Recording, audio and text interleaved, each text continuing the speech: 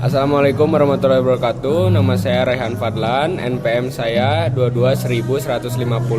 Di sini saya akan menjelaskan tentang pengertian dan jenis-jenis sumber hukum di Indonesia. Pengertian sumber hukum. Secara umum, sumber hukum adalah segala sesuatu yang telah menimbulkan aturan-aturan yang mempunyai kekuatan yang bersifat memaksa. Artinya, jika dilanggar akan mengakibatkan sanksi tegas dan nyata. Menurut Rahman Samsudin, dalam buku Pengantar Hukum Indonesia, sumber hukum dapat diartikan sebagai bahan-bahan yang digunakan sebagai dasar oleh pengadilan dalam memutus perkara. Kata sumber hukum sering digunakan dalam beberapa arti, yaitu 1. Sebagai asas hukum, sebagai sesuatu yang merupakan permulaan hukum, misalnya kehendak Tuhan, akal manusia, jiwa bangsa.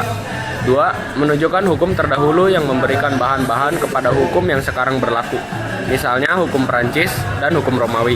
3. Sebagai sumber berlakunya yang memberi kekuatan berlakunya secara formal kepada peraturan hukum penguasa masyarakat. 4. Sebagai sumber dari mana kita dapat mengenal hukum, misalnya dokumen, undang-undang, lontar, batu bertulis. 5. Sebagai sumber terjadinya hukum, yaitu sumber yang menimbulkan hukum. Jenis-jenis sumber hukum.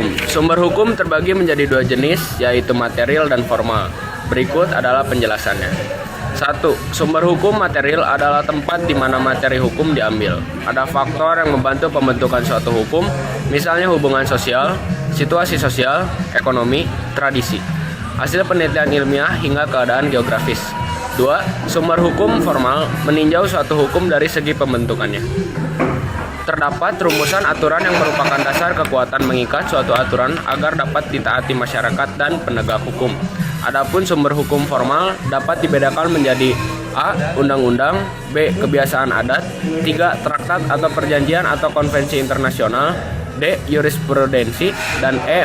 Pendapat ahli hukum terkenal.